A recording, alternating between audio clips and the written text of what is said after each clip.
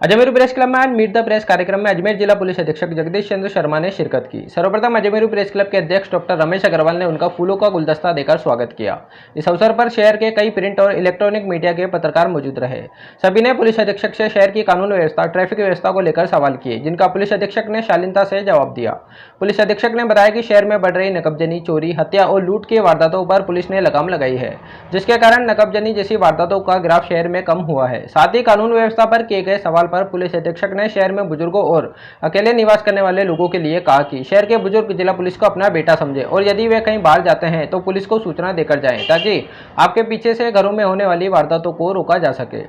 Press club के अध्यक्ष doctor Ramesh Agarwal ने अपने संबोधन में पुलिस अधीक्षक द्वारा किए गए कार्यों की पत्रकारों के सामने प्रशंसा की। साथ ही जिला पुलिस अधीक्षक के निर्देशन में पुलिस ने हत्या, बलात्कार जैसी वारदातों का चंद घंटों में खुलासा किया, जिसकी प्रेस क्लब के अध्यक्ष डॉक्टर रमेश अग्रवाल ने सराहना की। मीडिया से बातचीत में शर्मा ने अजमेरू प्रेस क्लब को धन्यवाद दिया। साथ ही प्रेस क्लब की गतिविधियों के बारे में प्रशंसा की। पुलिस अधीक्षक ने कहा कि अजमेरू प्रेस क्लब जैसे सोशल ग्रुप हर शहर में होने चाहिए, ताकि शहर में एक जनता और प्रशासन के बीच तालमेल बन सके। कार्यक्रम का संचालन प्रेस क्लब के उपाध्यक्ष प्रताप संकत ने किया।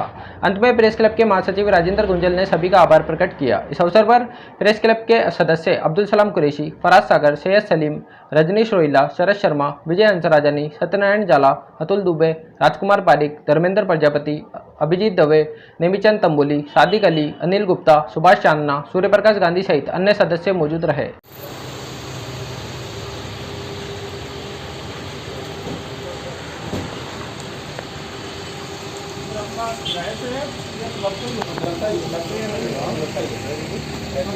नगर निगम जो सब जगह क्लब से ही है, जैसे पैसा आता जाता है वैसे निर्माण होता है। स्वागत की जो परंपरा है उसे आगे बढ़ाता हूँ और क्लब के अध्यक्ष डॉक्टर रमेश अग्रवाल से आग्रह करता हूँ कि आए और उसके साथ को भूले।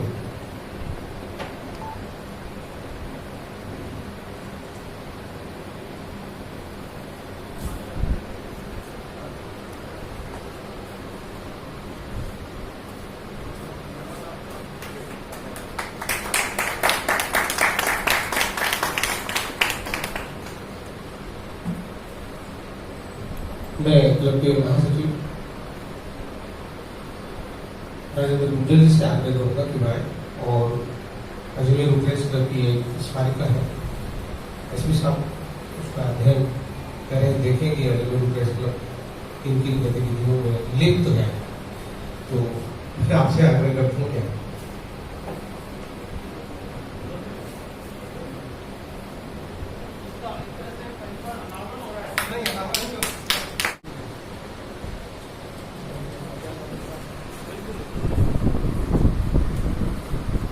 मैं क्लब अध्यक्ष डॉक्टर रमेश अग्रवाल से आग्रह करता हूँ कि आए और एसपी साहब का स्वागत उद्बोधन और प्रेस क्लब की जो गतिविधियां हैं उनके संदर्भ में आपको जानकारी।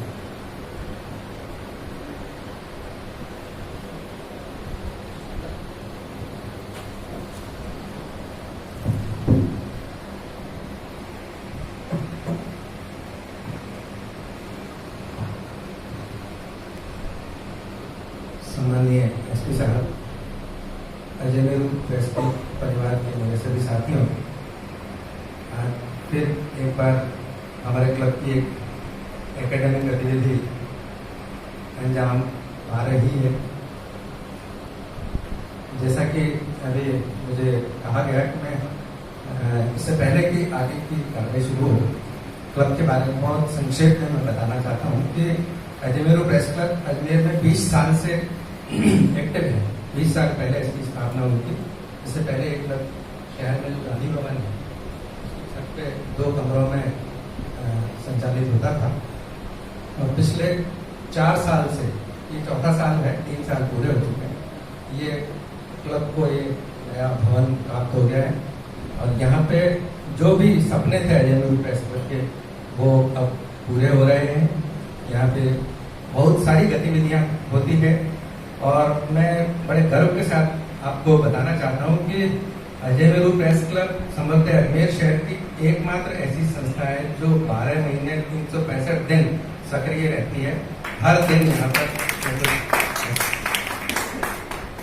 दूसरी इस क्लब की जो खूबी है वो ये है कि इसमें सिर्फ पत्रकार नहीं है, इसमें समाज के सभी वर्गों के चुनिंदा लोग जो कि अपने अपने वर्ग का प्रतिनिधित्व करते हैं वो इसके सदस्य हैं।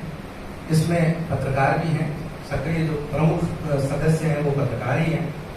इसके अलावा शहर के प्रबुद्ध व्यक्ति जो साहित्यकार, लेखक, खिलाड़ी, संगीतकार, गायक, कलाकार, वो सब भी इसमें एसोसिएट मेंबर्स हैं। और शहर के कुछ चुनिंदा लोग जिनकी आवाज सुनी जाती है, जो शहर का प्रतिनिधित्व करते हैं, जो शहर के बारे में जानते हैं, जो शहर के विकास को दिशा दे सकते हैं, वो लोग भी इस क्लब के आमंत्रित सदस्य के रूप में हमसे जुड़े हुए हैं। इसके बहुत सारे फायदे होते हैं। जब सभी तरह के लोग यहाँ पे मिलते हैं तो एक कॉमन मंच मिलता है, समाज के बारे में पत्रकारों को जानकारी मिलती है, पत्रकारों के बारे में समाज को जानकारी मिलती है, और एक ब्रिजिंग का काम होता है, और इस सेतु ही आगे इस समाज को आगे बढ़ाने में सहायता करता है। पत्रकारों को भी अपने कार्य करने में सहायता मिलती है, उनको बहुत सारी कंटेंट मिलती है उन लोगों से, उनकी लेखनी में निखार आता है, उनके व्यक्तित्व में निखार आता है, और उनको अपने विकास का भी मौका मिलता है। इसके साथ साथ समाज भी जान पाता है, जो कि एक मिथक होती है कि जब कोई दूर से काम करते हैं तो उनके बारे में कई तरह की धारणाएं बनाते हैं एक तरफा, जैसे कि आपसे चर्चा हुई कि पुलिस के बारे में भी जैसे लोगों की एक तरफा धारणाएं होती है। लेकिन बहुत सारी चीजें जब हम साथ बैठते हैं, आपके साथ भी जब हम पर्सनली बैठते हैं और इस तरह के एक्टिविटीज में जब आपको इन्वाइट करते हैं, आप अपने विचार करते हैं, आप हमें भी देखते हैं और हम आपको देखते हैं, तो एक दूसरे को करीब से समझने का मौका भी मिलता है, और ये आपसी समझ हमारे सभी के कामकाज को सुचारू बनाने में, स्मूथली चलाने के अंदर मदद करती है। तो आज की ये जो इस कार्यक्रम की जो कड़ी है वो भी इन्हीं गतिविधियों की श्रृंखला का एक पार्ट है, और ये यहाँ पे होने जा रहा है। मैं एसपी साहब के बारे में आपको बहुत संक्षेप में बताना चाहता हूँ। आप सब लोग वैसे तो आपके जो भी कामकाज हैं, जो भी अखबार में नित्यप्रति पढ़ते हैं, तो इनको समझने का आपको बहुत अच्छी तरीके से मौका मिला है। किसी भी व्यक्ति को समझने के लिए उसकी कृतियां या उसका सृजन या उसके कामकाज को समझ लेने से उसके व्यक्तित्व को समझना बहुत आसान हो जाता है। और पिछले अरसे के दौरान आप सब लोगों ने देखा होगा कि पिछले एक अरसे के दौरान जो अजमेर में पुलिस के कामकाज में आप लोगों ने अचानक, मुझे कहने की जरूरत नहीं है, बल्कि आप खुद उस बात को कहेंगे कि आपने क्या महसूस किया है, वो सब उस व्यक्ति के व्यक्तित्व को प्रोजेक्ट करता है जो कि उन सबके पीछे है। आपको मैं सिर्फ याद दिलाने के लिए बता रहा हूँ कि पिछले मैंने खुद ने मैंने आपसे पिछली मुलाकात में भी मैंने जिक्र किया था कि मैंने खुद ने अपने लंबे पत्रकारिता जीवन में ऐसे बहुत कम अवसर देखे हैं, जब एक तो कामों को वास्तविक रूप में, एक तो क्या होता है, कुछ लोग होते हैं अपने मार्केटिंग के अंदर उस्ताद होते हैं, जो कि अपने बारे में काफी प्रचार करते हैं, मीडिया में 4 दोस्त बना लिए और उनका फोटो छाप देते हैं, वो उनकी एक समाज में इमेज को प्रतिष्ठापित करने की कोशिश करते हैं। कुछ लोग ऐसे होते हैं जो प्रचार से दूर रहते हैं, अपने कामों से अपनी खुशबू वो समाज में पहुंचाना चाहते हैं। तो मैं आपको बताना चाहता हूँ कि पिछले एक अरसे के दौरान आपने देखा होगा जितनी त्वरित गति से अपराधों का खुलासा हुआ है, जितनी तेजी से अपराधी पकड़े गए हैं, जितनी जल्दी उनको सजा हुई, सिर्फ उनका अपराध का पता लगाना, उसका पूरा इन्वेस्टिगेशन पूरा होना, उनका पकड़ा जाना और उनको सजा हो जाना। आप देखिए किसी एक व्यक्ति के कार्यकाल के भीतर तो छोड़िए, आप महीने 2 महीने के अंदर ये अभी रिकॉर्ड बने हैं अजमेर में कि हमारे शहर की बहुत खुशी की बात है, लोगों में पुलिस के प्रति भरोसा है। आप सिर्फ अपराधों के निवारण में ही नहीं, जो अभी सबसे अच्छी चीज, जो एक अलग सोच व्यक्ति की जो होती है वो सामने आती है। आपने अभी कुछ इनोवेशन भी शहर में किए हैं, जो कि सब दूसरे जिलों के लिए भी एक मैसेज बन सकते हैं। आपने भी एक बहुत अच्छा काम शुरू किया था, जो कि बहुत सारे बुजुर्ग हमारे शहर के अंदर अकेले रहते हैं, जिनके बच्चे बाहर चले गए हैं। हम पूरे 24 घंटे, पूरे 365 दिन आप सक्रिय रहते हैं, जनता के हित में काम करते हैं। और ये आप अच्छी तरह जानते हैं कि पुलिस भी पूरे 7 दिन, पूरे 24 घंटे, पूरे 365 दिन काम करती है। तो हम भाई भाई हैं और मिलकर के जनता के हित में काम कर रहे हैं। आपसे मेरी गुजारिश है कि आप खूब सवाल डालिए, लेकिन ऐसे सवाल जो काल्पनिक है, जो पॉलिटिकल है, या जिनसे जनहित का सीधा वास्ता नहीं है। हम कोशिश करें कि उनसे बचें, ताकि आप पूरी तरह स्वतंत्र हैं। आप सवाल दागिए, हम उसका जवाब नहीं देंगे। अब आप धर्मेंद्र जी पूछिए। सर, शहर का लगातार विकास हो रहा है और विस्तार हो रहा है।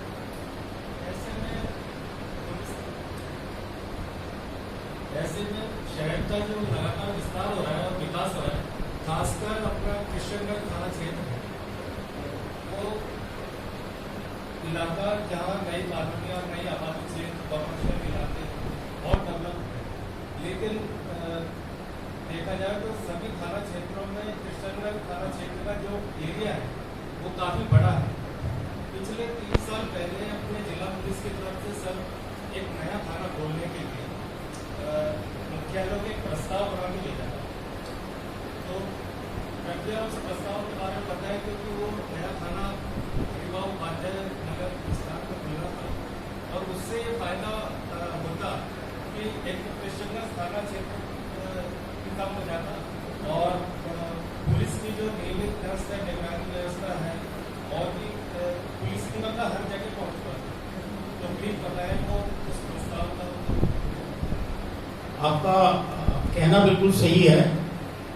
अपने अजमेर शहर में किशनगंज थाना सबसे बड़ा थाना है, रजिस्ट्रेशन भी काफी सबसे ज्यादा है, एरिया भी बड़ा है और इसके लिए एक नया थाना हरिभाऊ उपाध्याय नगर के नाम से प्रस्तावित करके भेजा हुआ था। अभी मैंने कुछ दिनों पहले उसकी प्रोग्रेस के बारे में जानकारी की, तो मैं आपकी जानकारी के लिए बता दूं, वो प्रस्ताव पुलिस मुख्यालय स्तर से भी अप्रूव होकर सरकार को भेजा जा चुका है और हम उम्मीद करते हैं कि आने वाले बजट में शायद वो अपनी स्वीकृति मिल जाए और हम सबको एक नया थाना किशनगंज की मिल जाए। Thank you.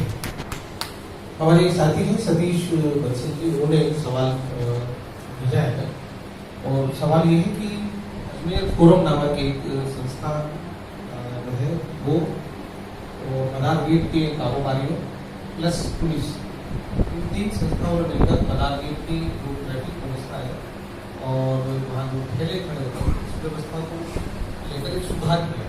फिर ठेला फ्री हो गया था वो पूरा इलाका। जब से एलिवेटेड रोड का काम हुआ है उसके बाद से यहाँ रोड काफी बढ़ गया है, तो क्या वापस पुनः उसी व्यवस्था को बहाल करने की कोई विचार किया? अच्छा सवाल है आपका। एलिवेटेड रोड के निर्माण से पहले जो व्यवस्था थी और जनता के सहयोग से जो यातायात, उस नए प्रस्ताव जो हमने भेजे हैं उसमें भी निर्णय जल्दी होने की पूरी संभावना है और ये हमारे जिले में नहीं, बाकी जिलों में भी नए थाने खुल रहे हैं, नई चौकियां खुल रही है, कुछ नई यूनिट्स खुल रही हैं, साइबर सेल यूनिट खुल रही है, स्पेशल इन्वेस्टिगेटिव यूनिट के अलग से उसकी नफरी बढ़ती जा रही है। तो सरकार इस दिशा में सक्रिय है और जितने संसाधन उपलब्ध है उनसे बेहतर करने का हम पूरा प्रयास कर रहे हैं। उसके बावजूद भी नफरी कम है, जिसका मैंने आपको उल्लेख किया। अनिल गुप्ता जी।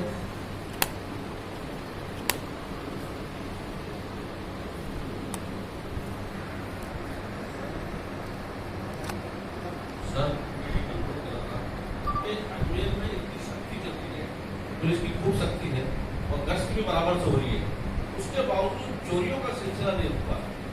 दिन प्रतिदिन रोज कहीं ना कहीं से आज यहाँ से इस दुकान के ताले टूट गया, मकान से लूट हो गई, इसके लिए क्या कोई विशेष सुविधा व्यवस्था हो? आपका कहना बिल्कुल सही है। आप लोगों ने देखा होगा कि जो ही हमारे लॉकडाउन में रिलैक्सेशन मिली, छूट मिली, आवागमन लोगों का बढ़ा, उसके बाद संपत्ति संबंधी अपराधों में इजाफा हुआ और ये इजाफा हमारे जिले में नहीं सभी जगह हुआ, पूरे राजस्थान में हुआ, पूरे देश में हुआ है। तो उसके कई कारण हैं, लेकिन अब इन वारदातों को रोकने के लिए विशेष रूप से जो आपने चोरी का उल्लेख किया, मेरे पास आंकड़े भी हैं। मैं आपको बताऊं कि अपने जिले में पिछले साल की तुलना में लूट की वारदातें कम हुई है, फिगर मैं आपको बता दूंगा। नकबजनी की वारदात, नकबजनी कहते हैं सैन मार के चोरी करना, तोड़ फोड़ अंदर से घुस के गाड़ी तोड़ के गेट तोड़ के चोरी करना, नकबजनी, उसकी पिछले साल के लगभग बराबर है। लेकिन जो सबसे ज्यादा इजाफा हुआ है वो वाहन चोरी में हुआ है और विशेष रूप से द्वितीय वाहन मोटरसाइकिल चोरी की वारदातें बढ़ी है और उसके लिए हम थाना स्तर पर, सर्कल स्तर पर हमने स्पेशल टीमें गठित की है। अभी कुछ दिनों पहले मैंने आदेश दिए हैं कि सभी थानाधिकारी अपने अपने क्षेत्र में जहाँ भीड़ भाड़ का इलाका है सरकारी कार्यालय हैं जहाँ दुपहिया वाहन ज्यादा खड़े रहते हैं, वहां सादा वर्दी में आदमी लगाएंगे, कम से कम 2 आदमी जो निगाह रखेंगे।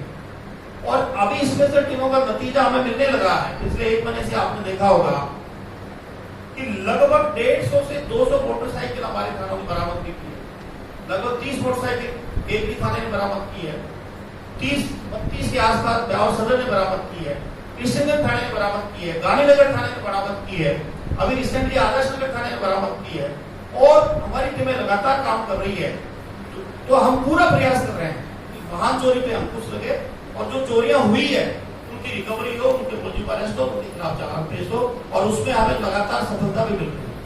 इसमें आपसे एक निवेदन करना चाहूंगा, संपत्ति संबंधी अपराधों में जो पुलिस महसूस कर रही है, तो आप भी शायद मेरी बात से सहमत होंगे कि हम लोग कितने लापरवाह हैं कि हम हमारी संपत्ति की रक्षा की जिम्मेदारी हमारी है, बेसिक रूप से मालिक की है।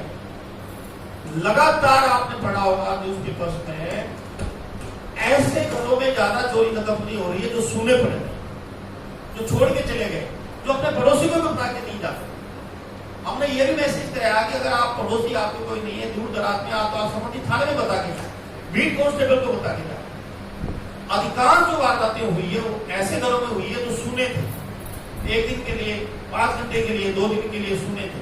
तो ऐसे सक्रिय गिरोह हैं जो लगातार घूम के फेरी के बहाने से, तो सामान बेचने के बहाने से, और ऐसे सोने मकान की तलाश में रहते हैं और मौका देख के चोरियां करते हैं। आपने देखा होगा सोशल मीडिया पे मैं लगातार लोगों से अपील कर रहा हूँ, एक दिनों में मेरे मैसेज विशेष रूप से साइबर अपराधों के लिए, अभी कुछ दिनों पहले संपत्ति संबंधी अपराधों के लिए मैं बार-बार रिक्वेस्ट कर रहा हूँ कि मेहरबानी करके अपना घर सोना नहीं छोड़े, छोड़ना पड़े तो अपने पड़ोसी को बता के जाए, पड़ोसी भी अगर नहीं है तो पुलिस को बता के। हम कोशिश करेंगे 1 दिन 2 दिन जब आप बाहर रहें तो आपके मकान में सुरक्षा करने का प्रयास करेंगे।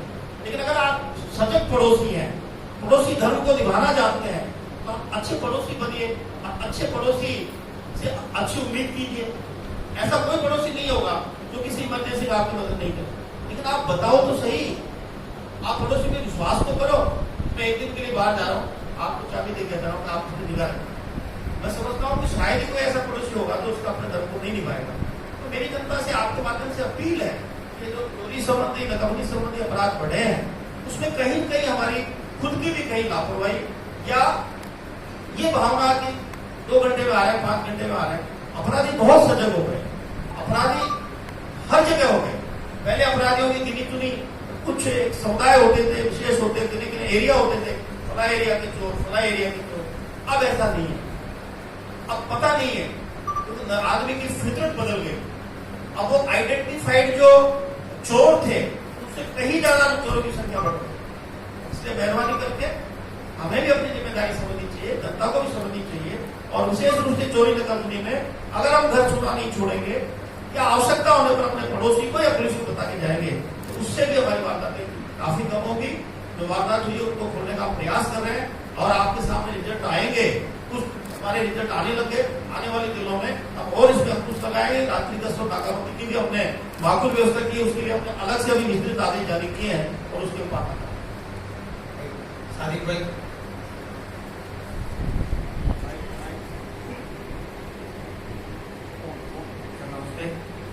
मैं ये जानना चाह रहा हूँ सर कि संज्ञेय अपराधों को लेके जो एफआईआर दर्ज होनी चाहिए, जिसका कानूनी प्रावधान भी है, सुप्रीम कोर्ट के निर्देश भी, लेकिन देखा यह जाता है कि थानों में ऐसे मामले दर्ज होने के बजाय तो जांच के नाम पे अलग तरीके से दर्ज होते हैं। ऑनलाइन जो एफआईआर होनी है उसके लिए काफी चर्चा है, उसकी क्या योजना है? देखिए, ये आपकी जानकारी के लिए मैं बता दूं, जब से राज्य सरकार ने फ्री रजिस्ट्रेशन किया है, स्पष्ट निर्देश है सरकार के, कोई भी सूचना, प्रथम सूचना रिपोर्ट अगर थाने पे आती है उसको दर्ज करना अनिवार्य। हाँ, प्रथम दृष्टया देखने से अगर उसके तथ्य बिल्कुल ही संज्ञेय अपराध के प्रतीत नहीं हो रहे, उस समय हम जांच में रखते हैं।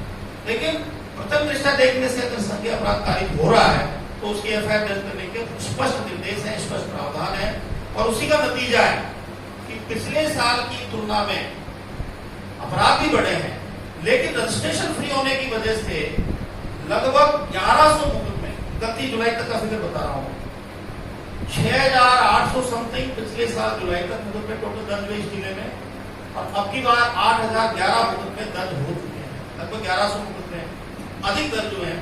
उसमें एक कारण फ्री रजिस्ट्रेशन भी है। इसके अलावा सबको पता है कि थाना स्तर पर अगर अपराध दर्ज करने में कोई आनाकानी होती है, उसके बाद वरिष्ठ अधिकारियों के पास भी परिवादी अवरोध कर सकता है। कई मामलों में हमने भी एफआईआर दर्ज करने के आदेश दिए हैं। तो अपराध दर्ज नहीं हो या अपराध दर्ज करने के नाम पे पब्लिक को टरकाया जाता हो, एक्सेप्शनली कई एक ऐसा उदाहरण हो सकता है, उसका हमने शिकायत मिलने पर कार्रवाई भी की है। लेकिन अब मैं उम्मीद करता हूं कि ऐसा मुकदमा ही दर्ज नहीं करें, ऐसा संभव नहीं है। जिसकी भी एफआईआर आती है वो संज्ञेय अपराध अगर प्रतीत होता है तो हम तुरंत एफआईआर दे सकते हैं। नमस्ते सर। अजमेर सिटी स्मार्ट बन रही है तो अपराधी भी बहुत ज़्यादा स्मार्ट हो रहे हैं। कई तरह के ऐसे अपराध स्मार्ट तरीके से करते हैं जो आम लोग समझने की बात है। इसके लिए आगे पुलिसिंग किस तरह से स्मार्ट रहेगी? देखिए, स्मार्ट सिटी में स्मार्ट का अपराधी भी स्मार्ट होगा ही होगा, ये हम स्मार्ट। अभी आपने कुछ दिनों पहले सुना होगा, आपने अपने अखबारों में छापा भी है, एक ऐसा गिरोह है जो पटाली का ज्यादा नहीं है, लेकिन एटीएम से किस तरह से पैसे निकाल के ले गया।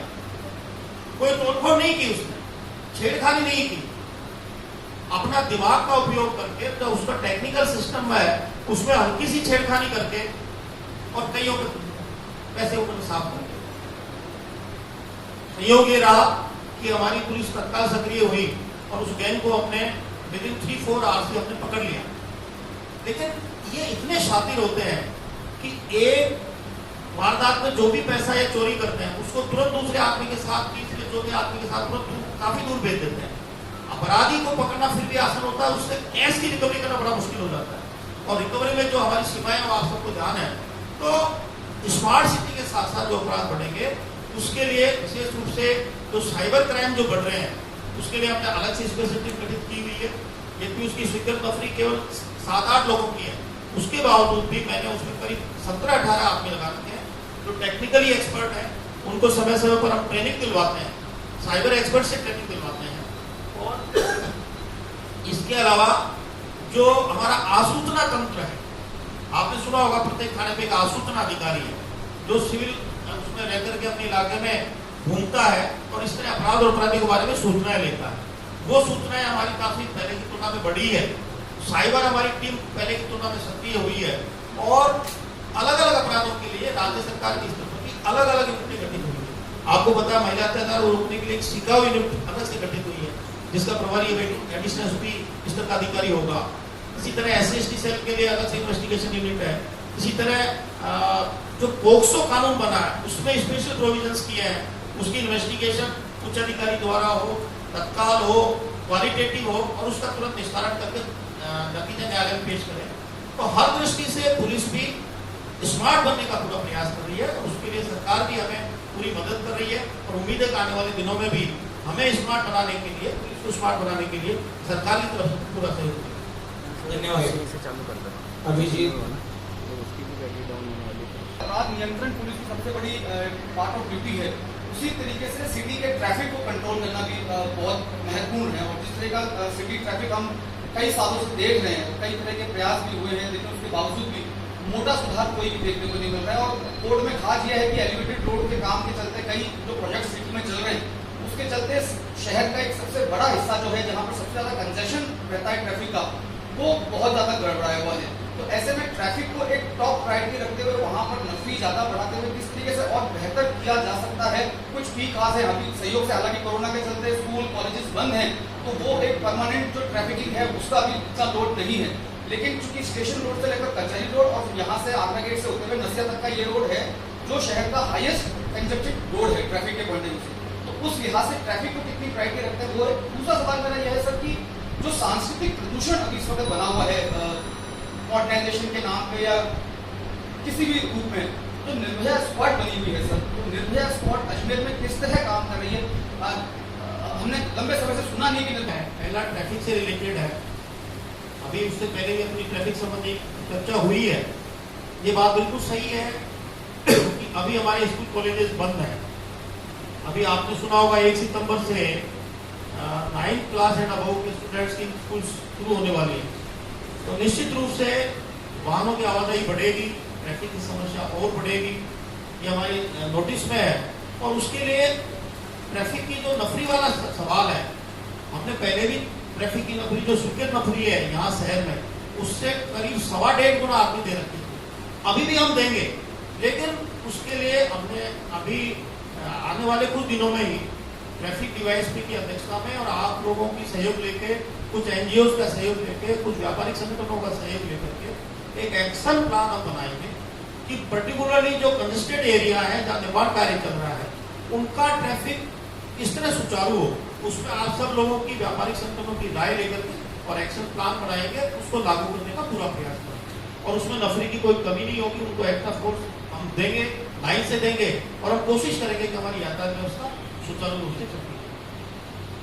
निर्भया स्क्वाड से लेकर मैं आपकी जानकारी के लिए बता दूं कि निर्भया स्क्वाड महिलाओं की एक विंग है, जिसमें 14 हमारे को महिला पुलिसकर्मी है, उनके पास अलग अलग स्कूटी है, उनकी एक अलग ड्रेस कोड है, और वो विशेष रूप से कोरोना में आपने देखा होगा लोगों को जागरूक करने के लिए रैली में इसमें काफी काम करते हैं। अब आने वाले दिनों में हम निर्भया स्क्वाड का जो काम है, बेसिक जो काम आपने पढ़ा होगा जयपुर में भी जैसे उसका उपयोग हो रहा है। सार्वजनिक परिवहन के साधनों में महिलाओं के साथ, बच्चों के साथ छेड़खानी की वारदातें होती है। स्कूल कॉलेज खुलने वाले हैं, ऐसी घटनाओं के बढ़ने की संभावना है। तो हम कोशिश करेंगे कि हमारी निर्भया स्क्वाड केवल वर्दी में ही ड्यूटी नहीं दे, हम उनको सिविल में भी इस तरह के सार्वजनिक परिवहन के साधनों में बिठा करके और ऐसी हरकतों पे निगाह रखने का पूरा प्रयास करेंगे। अलग से उनको टास्क देंगे, जो सिविल कपड़ों में वो रहेंगी, उनको कोई पहचान नहीं पाए, और वो अपनी ऐसे अपराधियों पर निगाह रखेंगी जो मंचले हैं, छेड़खानी करते हैं, विशेष रूप से स्कूल कॉलेजों के बाहर, सार्वजनिक परिवहन के साधनों के अंदर, और ऐसे अन्य जो संभावित स्थान है, होटल ढाबे या जो इस तरह की गतिविधियां होती है, आना जाना युवक युवतियों का रहता है, वहां किसी तरह की अपराध या छेड़खानी नहीं हो, उसमें निर्भया स्क्वाड का उपयोग किया जाएगा। और उसके लिए सीओ नॉर्थ की नेतृत्व में, लीडरशिप में हमने एक्शन प्लान बना लिया है और उसको जल्दी हम लागू करेंगे। कुछ दिनों बाद आपको उसके परिणाम मिलने दिख जाएगा। अभी काम के बारे में बात की है, सब कुछ हुआ है, पर जिस तरह से आपके चैम्बर के पास जो भीड़ बढ़ी है, जो परिवारों की संख्या है, तो क्या आप ज्यादा काम कर रहे हैं या थाने में काम नहीं है? संख्या बढ़ी है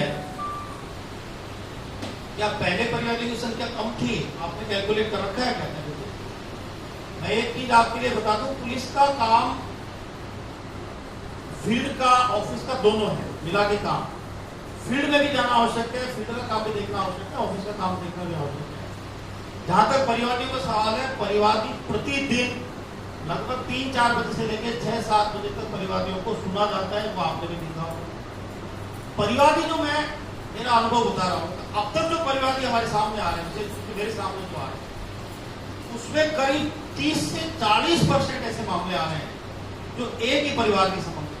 बड़ी दुख की बात है कि हमारे समाज में, जैसा अभी अभिजीत जी ने कहा कि जो सांस्कृतिक क्षरण हो रहा, उसका एक नमूना हम देखने को मिल रहे हैं। पढ़े लिखे वर्ग में पिता पुत्र के खिलाफ शिकायत लेके आ रहा है, पुत्र पिता के खिलाफ शिकायत लेके आ रहा है, सास बहू के खिलाफ ला रही है, बहू सास ससुर के खिलाफ ला रही है, भाई भाई के खिलाफ ला रहा है।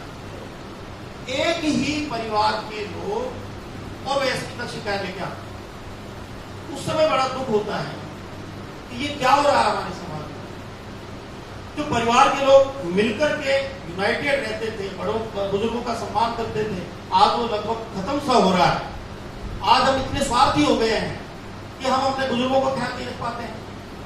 जैसे आपने अभी बताया बुजुर्गों वाली बात, आपने एक इंसिडेंट आपने छापी भी है, आपने सुना भी है।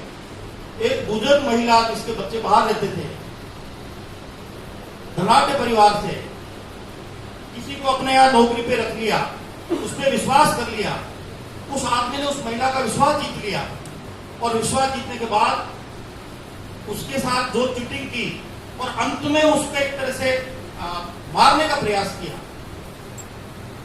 और जिसमें अभी हमने कोतवाली थानाधिकारी के माध्यम से उसको अरेस्ट किया है। उसमें कई लोग शामिल थे। इसी तरह एक जो डबल मर्डर वाली घटना लोअर गेट में हुई, मुझे दुख होता है बताते हुए कि बुजुर्ग दंपति अकेले रहते थे, और उनके बच्चे वहां से दूर रहते थे, 300 मीटर दूर, 400 मीटर दूर रहते। अकेले देख के अपराधियों की हिम्मत हो गई, उनसे मिलना जुलना देख के उनके साथ कोई नहीं है और इतनी बड़ी वारदात कर दी कि उनको जान ही ले ली। यही कारण है कि हम बुजुर्गों में ये एहसास कराना चाहते थे कि अगर आपके बच्चे नहीं है या आपके बच्चे बाहर रहते हैं या आपसे दूर रहते हैं, तो आपका जो बेटा है हमारा बीट कांस्टेबल, कम से कम इसके नंबर तो रखो, इसकी तो शक्ल देखो, ये आपका बेटे के रूप में काम करेगा, ये हम आपको विश्वास दें। तो ऐसे बुजुर्ग लोग, क्या उनमें सुरक्षा की भावना नहीं बढ़ी? क्या उन्हें यह एहसास नहीं हुआ कि अब हमारे साथ पुलिस है? क्या किसी अड़ोसी पड़ोसी या मंचले की अब हिम्मत होगी? जो उनको भी यह पता लग गया है, मैसेज देने का हमने प्रयास किया है। ऐसे लोग जो शातिर दिमाग के होते हैं, उनको भी ये मैसेज देने का हमने प्रयास किया है कि ऐसे बुजुर्गों के साथ अगर तुमने छेड़खानी की तो अब तुम्हारे ऊपर निगाह पुलिस ने रखना शुरू कर दिया।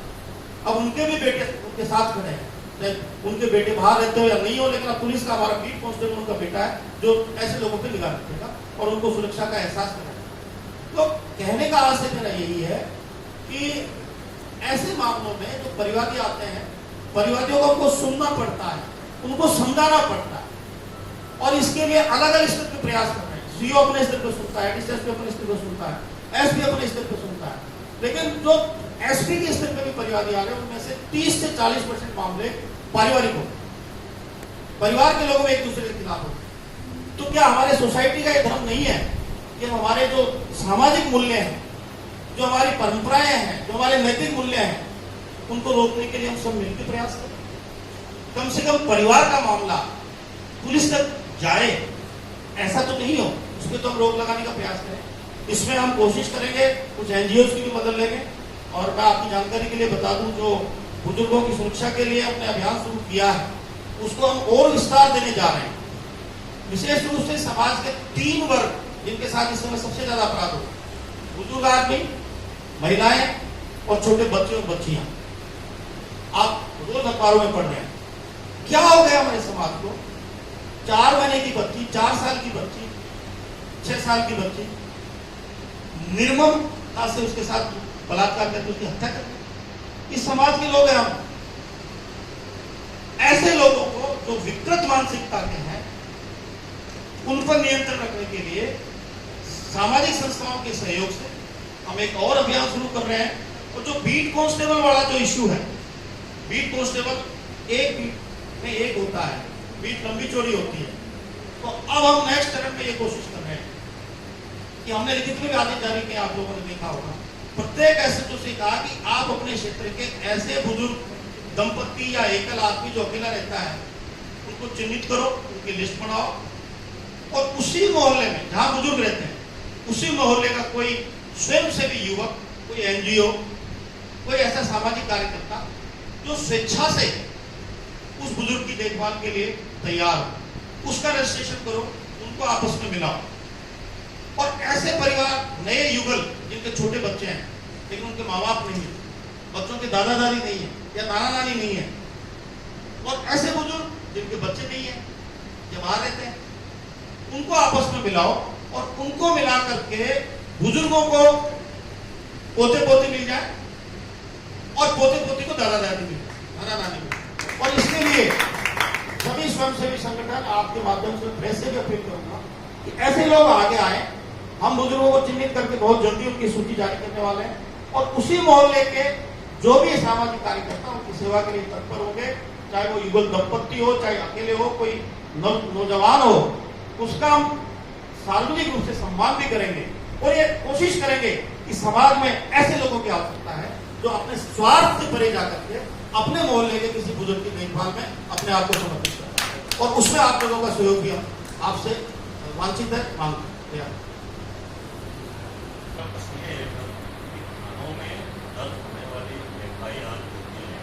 उनकी निःशुल्क पैरवी अभियोजन विभाग द्वारा की जाती है राज्य सरकार के नियमानुसार। क्या इस आशय की सूचना जनहित में थानों में प्रकाशित है या अंकित है? देखिए, प्रोसिक्यूशन विभाग, अभियोजन विभाग सरकार में अलग से विभाग बना हुआ है, इसके अधिकांश लोगों को जानकारी है। और जो सरकार की तरफ से पुलिस के इन्वेस्टिगेशन के बाद चालान पेश होते हैं न्यायालय में, उसकी पैरवी अभियोजन अधिकारी करता है, जिसको हम एबीपी बोलते हैं, एपीपी बोलते हैं, स्पेशल बोलते हैं। आम आदमी को जिसने मुकदमा दर्ज कराया उसको तो स्वाभाविक रूप से उसका मुकदमा सरकार लड़ती है, पीपी लड़ता है, वो बहस करता है। इसकी जानकारी जब वो न्यायालय में जाता है, पीड़ित आदमी कंप्लेनेंट, उसको पता लग जाता है, खुद को पता लग जाता है मेरी पैरवी ये पीपी साहब करे। पुलिस भी उसको बताती है कि अपने वकील साहब ये है, अपनी तरफ से पैरवी ये करें। उसके बावजूद भी जो विक्टिम है, जो पीड़ित पक्ष है, जो कंप्लेनेंट है, वो अपनी संतुष्टि के लिए अपने खर्चे पे वकील हायर करते हैं, अपनी तरफ से पैरवी करवाते हैं।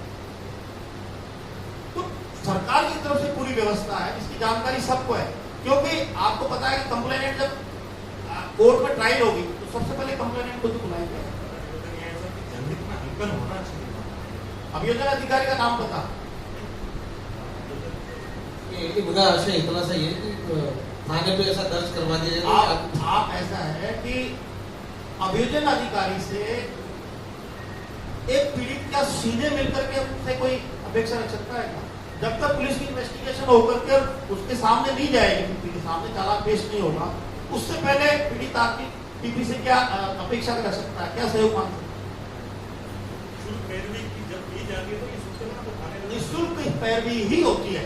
फिर भी मैं आपके सुझाव को मानता हूं और इस बात को मैं एक्सेप्ट करता हूं कि अगर थाने पर संबंधित उस थाने के अभियोजन अधिकारी का नाम और नंबर अंकित हो जाए तो आम आदमी को देखने से पता लग जाएगा कि ये हमारे मामले में तय है।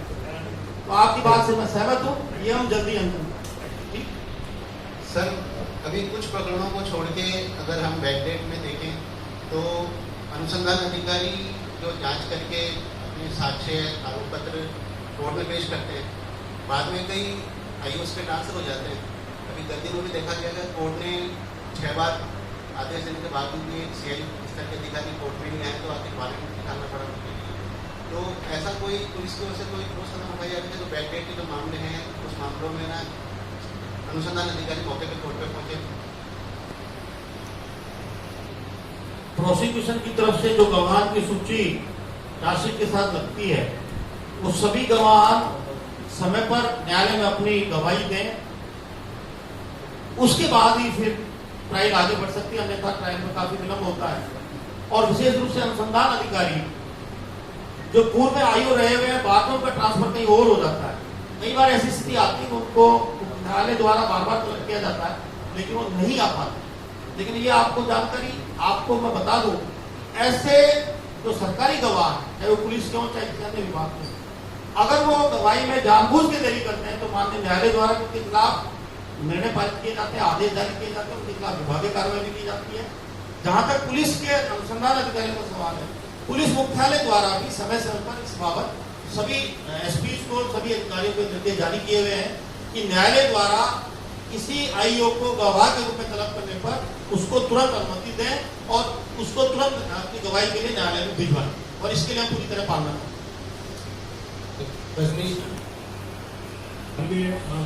थाना पुलिस ने एक महिला को गिरफ्तार किया था एमडी के साथ में, जो घातक नशे का बना है, और इस तरह की कार्रवाई पुलिस करती रहती है और नशे के कारोबारी तस्कर पकड़े जाते हैं। पुष्कर और अजमेर से इस तरह की बहुत खबरें आती है। क्या आपको लगता है कि ये तस्करों के जाल में अजमेर में पुष्कर जरूर फंसे हैं, और क्या आपको लगता है कि बड़ा अभियान चलाने की जरूरत है? देखिए, इसमें पुष्कर या अजमेर या किसी अन्य स्थान की बात नहीं है। हम सब लोग इस बात को महसूस कर रहे हैं कि आज नशे की गिरफ्त में शहरी क्षेत्र तो आप छोड़िए, ग्रामीण क्षेत्र भी हमारे युवा, हमारे बच्चे, इवन हमारे बुजुर्ग भी लगातार नशे की लत को स्वीकार कर रहे हैं, उसमें उस गिरफ्त में जा रहे हैं, और उसका दुष्प्रभाव हम सब उसको महसूस कर रहे हैं, देख रहे हैं।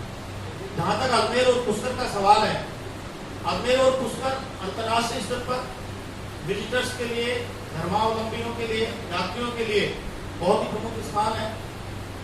एक टूरिस्ट स्पॉट के रूप में भी ये डेवलप हो रहे हैं, विशेष रूप से पुष्कर।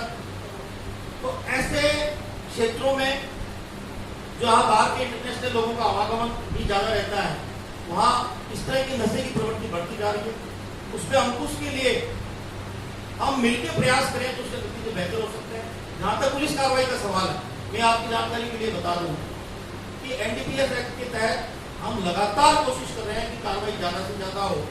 छोटे स्तर से लेकर बड़े स्तर तक की कार्रवाई हुई है और पिछले साल की तुलना में हमारी करीब 15 से 20% अधिक कार्रवाई हुई है एनडीपीएस एक्ट। अभी पुष्कर में चूंकि विजिटर्स आने नहीं लगे, विदेशी आने नहीं लगे, इसलिए अभी वो स्थिति नहीं है। ये हमारी जानकारी में है कि पुष्कर में जब पूरा लॉकडाउन खत्म हो जाएगा, लोगों की आवाजाही बढ़ जाएगी, उस समय इसमें नशे की जो आदत है लोगों में पड़ी है, विशेष रूप से होटलों में, ढाबों में इस तरह की गतिविधियों में संलग्न रहते हैं, पहले भी इस तरह की कार्रवाई हुई है, उसमें पूरी तरह निगाह रखेंगे और हम कोशिश करेंगे इस तरह की गतिविधि कम से कम हो या रुके, या उन सब गतिविधियों पर रोक लगाने के लिए इस तरह से हम समाज को जागृत करें, इसकी विशेष आवश्यकता है। नशा मुक्ति शिविर हम खोलने के लिए प्रयास करेंगे। इसी तरह लोगों में नशे की लत नहीं बन पे, अपने बच्चों पे विशेष निगाह रखें, इसके लिए लोगों में जागरूकता फैलाने के लिए एनजीओ के माध्यम से, आप लोगों के माध्यम से प्रयास करेंगे। इसकी एक नितांत आवश्यकता है। ये एक सामाजिक बुराई है और आप और हम अगर कानूनी रूप से इसके समाधान का सोच रहे हैं तो मैं समझता हूँ बड़ा मुश्किल होगा। कानूनी प्रावधान से ऐसी सामाजिक बुराई खत्म नहीं होती, कम हो सकती है। इसलिए सामाजिक बुराई को खत्म करने के लिए हम प्रत्येक व्यक्ति को अपने परिवार की तरफ देखना पड़ेगा कि मेरे परिवार का कोई सदस्य तो ऐसे नशे का शिकार नहीं है, कि उसको तो ऐसी लत नहीं लगी है। इसके लिए जागरूकता फैलाने के लिए हम सब मिलकर प्रयास करेंगे और इसमें एनजीओ का भी सहयोग। मैं एक आम आदमी हूँ शहर का और अजमेर के एसपी जगदीश शर्मा का नाम बहुत ज़्यादा सुना है, बहुत अच्छे ईमानदार, लेकिन मैं भी एक शहर का नागरिक। शहर में ट्रैफिक पुलिस में बढ़ते भ्रष्टाचार और ट्रैफिक व्यवस्था बिगड़ रही है जिस तरह, उसके लिए थोड़ी मुझे शंका होती है मेरा एसपी कहीं ढीला। मैं आपसे उम्मीद करता हूँ और मेरा सवाल भी है कि आप इस ओर क्या करें। बिगड़ी हुई है या इसमें कुछ सुधार की आवश्यकता है, इस पर हम पहले भी चर्चा कर चुके हैं।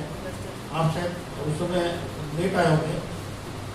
ट्रैफिक व्यवस्था क्यों बिगड़ी, उसका एक कारण यह है कि साहब ट्रैफिक कर्मी काम नहीं करते या भ्रष्टाचार है। कहना बहुत आसान है, ट्रैफिक पुलिसकर्मी या पुलिसकर्मी के लिए भ्रष्टाचार की बात करना बहुत सहज है, बहुत आसान है। लेकिन वही ट्रैफिक पुलिसकर्मी जब किलकिलाती धूप में, बारिश में चौराहे पे खड़ा रह के ड्यूटी देता है, उसकी परेशानी को समझने वाले कुछ गिने चुने लोग ही होते हैं जो इस बात को महसूस करते हैं कि हाँ ये किन परिस्थितियों में काम करते हैं, कितने अपनी ड्यूटी देते हैं। जहां तक करप्शन का सवाल है, ट्रैफिक पुलिसकर्मी लगातार इस दिशा में जागरूक किए जा रहे हैं कि किसी के साथ मिसबिहेव नहीं हो, किसी के साथ गलत कार्रवाई नहीं हो और किसी से आपको गलत अपेक्षा नहीं रखनी है। 100% इस तरह की समस्या को निवारण करने में समय लगता है, लेकिन आप आज के समय में जब ई चालान की व्यवस्था शुरू हो गई, जब जो ट्रैफिक रूल्स का वायलेशन करता है उसको वायलेशन की पता ही नहीं लगे, उसको घर उसका चालान हम भेजते हैं, उसमें किस तरह का करप्शन की संभावना है। इसके अलावा ट्रैफिक को सुधारने के लिए जो समस्या हमारे सामने जो एलिवेटेड रोड के निर्माण की या अन्य कारणों से है, उसका निवारण हम करेंगे, नफरी भी हम बढ़ाएंगे, आप लोगों का सहयोग भी लेंगे। लेकिन यह कहना है कि साहब ट्रैफिक में, ट्रैफक पुलिसकर्मी में भ्रष्टाचार है इसलिए व्यवस्था बिगड़ रही है, मैं समझता हूँ कि अधूरी सोच है।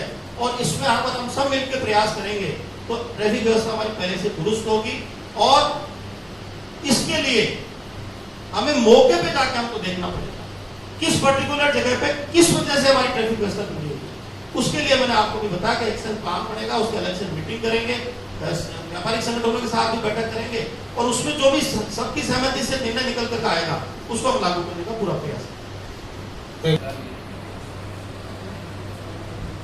आदरणीय नमस्कार, मैं सर डॉक्टर रशिका महर्षि, एक न्यूज़पेपर चलाती हूँ फोर्टनाइटली और क्लब की सदस्य हूँ। सबसे सर्वप्रथम तो आपका एक महिला होने के नाते आपके माध्यम से आईजी साहब को मैं धन्यवाद देना चाहती हूँ, हर महिला की तरफ से आवाज दो जो कार्यक्रम है उसके लिए, क्योंकि महिलाओं की संख्या आप यहाँ देख रहे हैं तो धन्यवाद आपको एक ही मिलेगा यहाँ से। दूसरा, आप सर्व सुलभ हैं। एक मेरे भाई ने अभी कहा था कि आपके गेट के बाहर भीड़ बढ़ती जा रही है। मैंने आपके साथ एक कार्यक्रम 24 अप्रैल का भी किया था, जो आपने ऑनलाइन कार्यक्रम किया था जिसमें नागौर के एसपी और सब लोग थे और आपके विचारों से मैं उसी दिन अवगत हो गई थी कि शहर में काम कैसे होने वाला है। हाँ, मेरा सवाल इन सबसे जुड़ा हुआ है इसलिए मैं आपसे एक चीज, प्रताप भाई जो कह रहे हैं, क्योंकि ये बताना इसलिए जरूरी हुआ कि मेरा सवाल जुड़ा हुआ है आम इंसान से। आपके थाने, आपने कहा कि आप और हम भाई भाई हैं, तो आप और हम जो भाई बहन हैं, आपके यहाँ CLG टीम्स बनी हुई होती हैं हर थाने के ऊपर। उसमें जो मेंबर्स होते हैं, पहले तो कितनी CLG टीम्स बनी हुई है आपको ज्ञान होगा।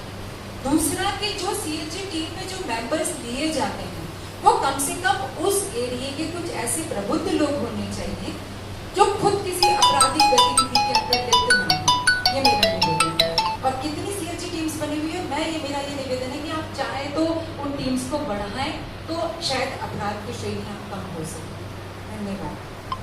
और विशेष रूप से CLG के साथ साथ आपकी जानकारी के लिए बता दूं, प्रत्येक थाना स्तर पर एक पुलिस मित्र टीम अलग से बनी, वो भी बहुत अच्छा काम कर रही है।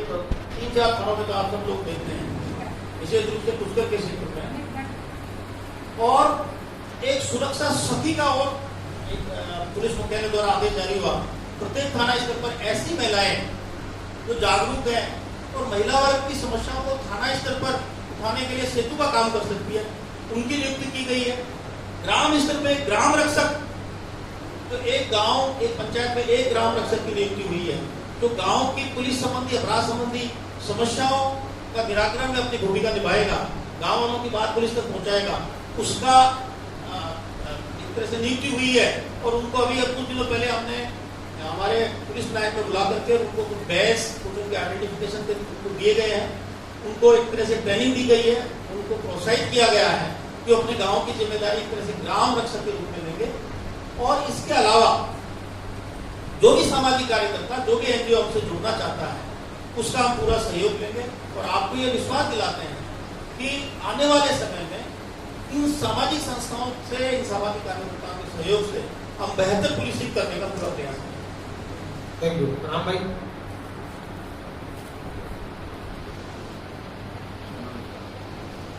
मेरा सवाल ये था कि ये आपके आने के बाद क्राइम में काफ़ी कमी आई, लेकिन आज जो ये गाड़ियाँ हैं, आधुनिक ट्रेनें जो हैं, उनकी बदौलत क्राइम ज़्यादा बढ़ा है। इससे क्या है कि बाहर से कहेंगे आपके गिरोह आते हैं, जैसे बांग्लादेशी हैं, यहाँ बिहार से आते हैं या यूपी से आते हैं, और ये यहाँ टिक करके रातों रात निकल जाते हैं, तो उससे उसकी पाबंदी के लिए क्या होगा? आपका बिल्कुल सही सवाल है। कुछ दिनों पहले ऐसी 1-2-3 इंसिडेंट्स भी हुई है जिसमें खानाबदोश तरह के लोग अपराधों में संलिप्त पाए गए, उनके खिलाफ कार्रवाई भी हुई।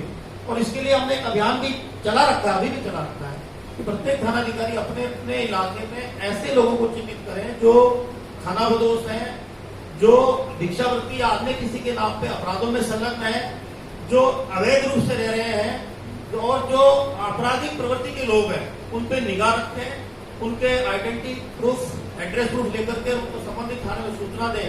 एक हमारे सिस्टम में पर्चा है और वह जारी करने का, वो भी हम जारी कर रहे हैं। और ऐसे लोगों को चिन्हित करके उनके खिलाफ कार्रवाई करें। इसमें GRP पुलिस का भी हम सहयोग ले रहे हैं, क्योंकि ये बात आपकी बिल्कुल सही है कि हमारे यहाँ चूंकि रेलों के आवागमन शुरू हो गए हैं, तो रेल में ही गैंग आती है, रात में अपराध करके चली जाती है। ऐसी गैंग हमने कुछ पकड़ी भी है, मध्य प्रदेश के कुछ अपने गवर्नर पकड़े हैं। तो उसमें अब निश्चित रूप से ऐसे लोगों पर निगाह रखने के लिए हमारी टीमों को, अभी मैंने कल भी आदेश जारी किए हैं कि लगातार ये अभियान जारी रखें। जो खानाबदोश तरह के लोग हैं, जो शहर में नए आए हैं, उनको हमारे सादा वर्दी के जो पुलिसकर्मी है, जिनको अभी नियुक्त किया है, वो निगाह रखेंगे, उनके खिलाफ कार्रवाई करेंगे। और हमें पूरी उम्मीद है कि इसमें आम लोगों को सहयोग मिले। Thank you. सवालों का जो सिलसिला वहीं तो विराम देते हैं, और मैं आमंत्रित करता हूँ प्रेस क्लब के महासचिव राजीव गुंजे जी को आए और यहाँ पधारे SP साहब को तमाम साथियों का आभार व्यक्त करें। इससे पहले जरूर सूचना दे दूँ कि अल्पाहार की व्यवस्था यही है। SP साहब के साथ हमारे कुछ पदाधिकारी नीचे डाइनिंग में वहाँ जाएंगे, वहाँ अल्पाहार की व्यवस्था है। आप सभी लोग यही करें। एक मैं आपको कुछ समराइज करना चाहता हूँ, आपसे समय ज्यादा नहीं लेंगे। पुलिसिंग का कार्य, जैसा शुरू में अपनी चर्चा हुई, निरंतर चलने वाली प्रक्रिया है, ये रुक नहीं सकती, उतार चढ़ाव आते रहते हैं। और पुलिस की प्राथमिकताओं के अनुसार उसको काम करना पड़ता है। सबसे महत्वपूर्ण जो पहली प्राथमिकता पुलिस की होती है वो कानून व्यवस्था बनाए रखना, और उसमें आपका सहयोग अपेक्षित होता है। और ये मुझे बताते बड़ी खुशी है कि पिछले 6-7 महीने 8 महीने में ऐसी कोई बड़ी घटना हमारे जिले में ऐसी नहीं हुई जिससे कानून व्यवस्था बिगड़ी हो। यहाँ के लोग समझदार हैं, छोटी मोटी बात की समस्या आई तो उसका तत्काल निवारण भी हुआ, उसमें पब्लिक का भी हमें सहयोग मिला। कानून व्यवस्था बनाए रखते हुए अपराध और अपराधियों पे कैसे नियंत्रण करें उसके लिए हम पूरा प्रयास कर रहे हैं। और उसके लिए पुलिस की कुछ एक्टिविटीज होती है। अपराध हो गया, दर्ज करके उसका अनुसंधान करके हम चालान पेश करेंगे, उसमें हम पूरी तरह सजेंगे। आपने अभी कहा कि साहब जो महिलाओं के प्रति अपराध होते हैं, बच्चों के प्रति होते हैं, उसमें हम 3 दिन में चालान पेश कर रहे हैं, 7 दिन में कर रहे हैं। तो ऐसा तो नहीं है कि हमारी इन्वेस्टिगेशन की क्वालिटी बिगड़ रही हो। मैं आपको विश्वास दिलाता हूं कि ऐसा बिल्कुल नहीं है, क्योंकि बिना क्वालिटेटिव इन्वेस्टिगेशन के ऐसे केस फेल होने की पूरी संभावना रहती है। और हम पूरी तरह जांच परखने के बाद ही उसमें चालान के आदेश देते हैं। और उसका नतीजा है कि अभी 5 महीने पहले का जो केस था, जो केवल रेप का केस था, उसमें आजीवन कारावास की सजा हुई है। इसी तरह पुष्कर वाले केस में ट्रायल प्रगति पे है। कल परसों एक घटना अपने गंज में हुई एक बच्ची के साथ, उसमें इन्वेस्टिगेशन कंप्लीट है, उसमें एविडेंस पूरी कलेक्ट कर ली है। इसी तरह जो डबल मर्डर हुआ, बुजुर्गों का हुआ, एक महिला का हुआ, उनमें क्वालिटेटिव इन्वेस्टिगेशन करके पूरे साक्ष्य एकत्रित करके चालान पेश किए गए। और मैं आपको विश्वास दिलाता हूं कि पूरी निगाह उसमें केस ऑफिसर हमने बनाया जो कि उस ट्रायल की निगाह रखेगा, वो ऐसे तो स्वयं होगा, हर तारीख पैसे भी जाएगा, प्रोसिक्यूशन की गवाह कराएगा, ट्रायल के समय मौजूद रहेगा और अपराधी को सजा हो, ये हम पूरा प्रयास कर रहे हैं। तो आपसे जो, आपके माध्यम से जो मैं जनता से अपेक्षा रखता हूं कि हमें संपूर्ण बनाने के लिए, हमें सहयोग करने के लिए आप लोग सक्रिय हो जाएं। पुलिस की आलोचना करना बहुत आसान है, लेकिन पुलिस को सहयोग करने वाले बहुत कम लोग होते हैं। और हम सहयोग आपसे इतना सा चाहते हैं कि जब हमें आवश्यकता हो कि आप हमें सूचित करें तो मेहरबानी करके सूचित करें, अपराध और अपराधी के बारे में सूचित करें। आजकल सोशल मीडिया का जमाना है, फोन पे मैं हर समय उपलब्ध हूँ, व्हाट्सएप पे उपलब्ध हूँ। कुछ लोगों ने कहा कि साहब भीड़ रहती है, मेरे से रात को 12-1 बजे तक भी लोग फोन पे बात करते हैं, महिलाएं बात करती है, व्हाट्सएप पे मैसेज भेजती है, हम तुरंत उसको एसएचओ को भेज के कार्रवाई के लिए कहते हैं। आजकल तकनीक का जमाना है, लोग आपको अप्रोच करने के लिए अनेक साधन है और हमें उसके लिए तैयार रहना पड़ता है। हमने ये ड्यूटी ज्वाइन किया तो हम उसके लिए पूरी तरह कोशिश करते हैं कि रात के 12 बजे अगर कोई पीड़ित फोन करा तो निश्चित रूप से साथ परेशानी होगी। लेकिन सामाजिक दायित्व एक शब्द है, सोशल रेस्पॉन्सिबिलिटी, उसको हम सबको समझना होगा। पुलिस की भी अपनी सीमाएं, पुलिस की भी अपने सीमित संसाधन है और पुलिसकर्मी को कोई ऊपर आसमान में से टपक के नहीं पड़ा, इसी समाज में से निकल के पुलिसकर्मी बना। तो जो सामाजिक, जो समाज में कुछ बुराइयां हैं, निश्चित रूप से कुछ बुराइयां हमारे कर्मियों में भी हो सकती है, उन सबको दूर करने के लिए कैसे बेहतर पुलिसिंग करें, उसमें आपका, जनता का सहयोग हमें मिले। जहां तक मीडिया का सवाल है, हमने एक मीडिया ग्रुप बना रखा है, हम कोशिश करते हैं कि आपको तुरंत सूचना मिले, आपको वीडियो मिले, आपको क्लिपिंग मिले।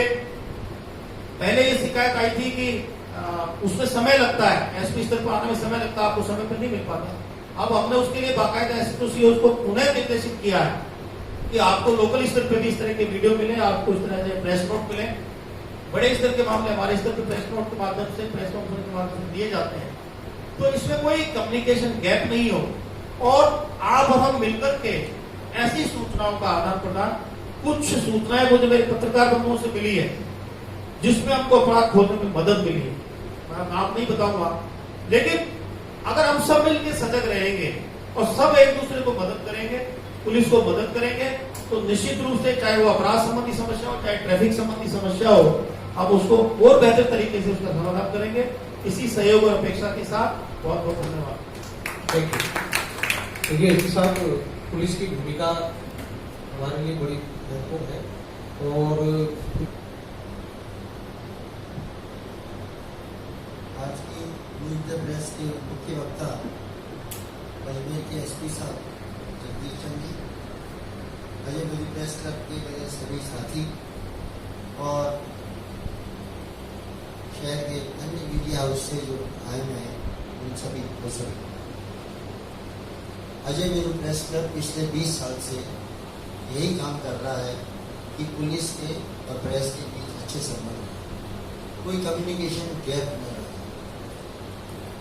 पुलिस और प्रेस के संबंध बिगड़ना बहुत गलत बात है, और बहुत अच्छे हो जाना वो भी कई बार गलत हो जाता है। तो अजय मेरू प्रेस क्लब की ये भूमिका रहती है कि प्रेस और पुलिस के बीच में अच्छे संबंध रहे, कम्युनिकेशन गैप कम से कम हो। ये आज का जो कार्यक्रम है उसी कड़ी का एक हिस्सा है कि जैसे कि हमारे अध्यक्ष जी ने बताया कि अजय मेरू प्रेस क्लब की पूरी कोशिश रहती है कि एकेडमिक काम किया जाए, एकेडमिक गतिविधियों को प्रोत्साहन दिया जाए। तो यह भी एक एकेडमिक गतिविधि है कि आपको बुला के जितने भी पत्रकार साथी हैं उनमें जो क्राइम न्यूज देखते हैं उनसे तो आपका नियमित रूप से संपर्क होता रखा होगा, लेकिन जो अन्य पत्रकार साथी हैं वो उनके काम की ड्यूटी और वो इस तरह की होती है कि वो आपसे नहीं मिल पाते।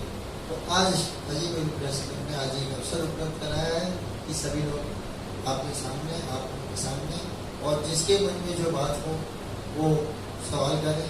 हमारे साथियों ने आपसे सवाल किए और आपने बहुत ही बेबाकी से जवाब दिए। आपका बहुत बहुत धन्यवाद और आभार। मैं उम्मीद करता हूँ कि आने वाले समय में भी अजय मेरू प्रेस क्लब जब आपको आमंत्रित करेगा आप आएंगे और इसी प्रकार के सिलसिले को जारी रखेंगे। धन्यवाद। पहली बार अजय मेरू प्रेस क्लब में कैसा महसूस हो रहा है सर यहाँ पे? बहुत ही अच्छा लग रहा है। अजय मेरू प्रेस क्लब निश्चित रूप से एकेडमिक गतिविधियों को प्रोत्साहित करता है और एक सकारात्मक सोच रखता है। प्रश्न दागना और उसका उत्तर प्राप्त करना एक अलग विषय है, लेकिन प्रश्न जनहित से संबंधित हो, एक सौहार्दपूर्ण वातावरण में दागे जाए और उसका जवाब सुन करके और उस पर हम मनन करें और कैसे जनहित में सब मिलकर के काम करें, चाहे प्रेस हो चाहे पुलिस हो, उस दिशा में हमारा क्लब बहुत अच्छा काम कर रहा है। और इस तरह के सेशन समय समय तो होते रहने चाहिए। सभी विभाग के जो उच्च अधिकारी हैं, जो नियंत्रक अधिकारी हैं, उनको बुलाया जाना चाहिए और इस तरह के सवाल जवाब से एक सकारात्मक वातावरण बनता है, जनहित में काम करने की एक प्रेरणा मिलती है, एक नई दिशा मिलती है, एक सहयोग की भावना विकसित होती है।